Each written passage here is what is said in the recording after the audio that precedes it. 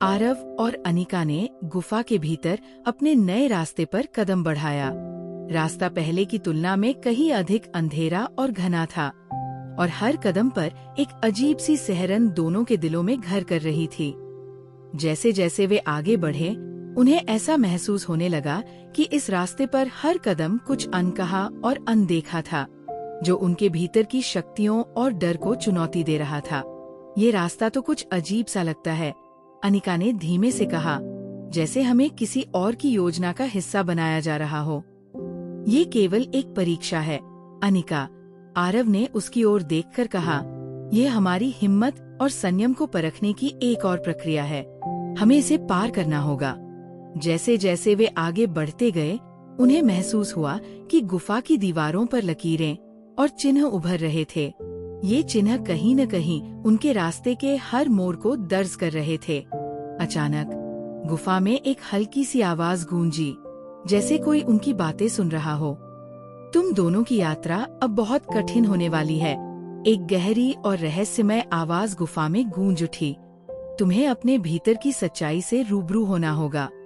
केवल वही तुम्हें इस रास्ते पर आगे बढ़ने की अनुमति देगा।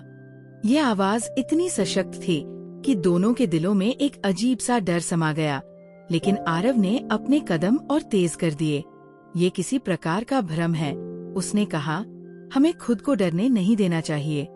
हम इस परीक्षा से गुजर कर ही आगे बढ़ सकते हैं। आखिरकार वे एक बड़ी सी मंजिल तक पहुँचे, जहाँ दीवारों पर विशाल और भयावह आकारों में चित्रित रहस्यमय आकृतियाँ थीं। ये आकृतियाँ कुछ ऐसी थीं जो कभी उन्होंने अपनी कल्पनाओं में देखी थी, लेकिन अब वे वास्तविकता में सामने थी। ये क्या है? अनिका ने शंका से पूछा। क्या हमें इनसे लड़ना होगा? आरव ने इन आकृतियों को गौर से देखा और फिर कहा, नहीं, ये हमें हमारे भीतर के अंधकार से लड़ने की चेतावनी दे रही है। हमें अब इन आकृतियों से नहीं, बल्कि अपने भीतर के डर से जूझना होगा।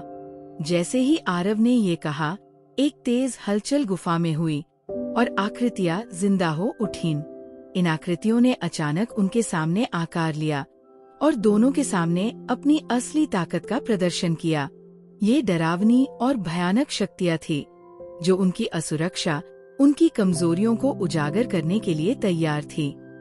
तुम्हें अपनी आंतरिक शक्ति को पहचानना होगा, आकृतियां एक साथ बोली। तुम दोनों को अपने डर का सामना करना होगा। यदि तुम ये नहीं कर पाओ, तो तुम कभी आगे नहीं बढ़ पाओगे। अनिका ने गहरी सांस ली और आरव को देखा। हमने पहले भी एक दूसरे का साथ दिया है, हम इसे भी पार करेंगे। आरव ने उसकी ओर देखा और एक हल्की मुस्कान के साथ कहा, हाँ, हम एक साथ हैं और हम एक साथ ही ये लड़ाई जीतेंगे।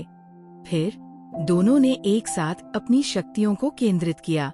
उनका उद्देश्य केवल एक था, अपने भीतर के डर और संकोच को हराकर उन रहस्यमय आकृतियों से जूझना।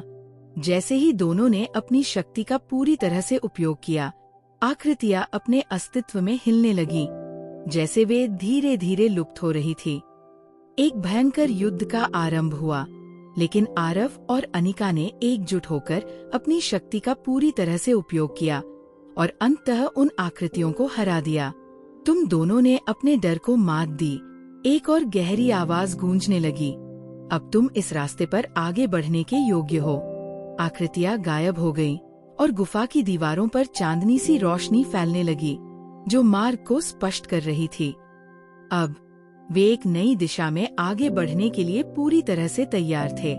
हमने इसे कर लिया, अनिका ने राहत की सांस लेते हुए कहा। लेकिन हमें ये नहीं भूलना चाहिए कि अभी हमारी असली परीक्षा बाकी है।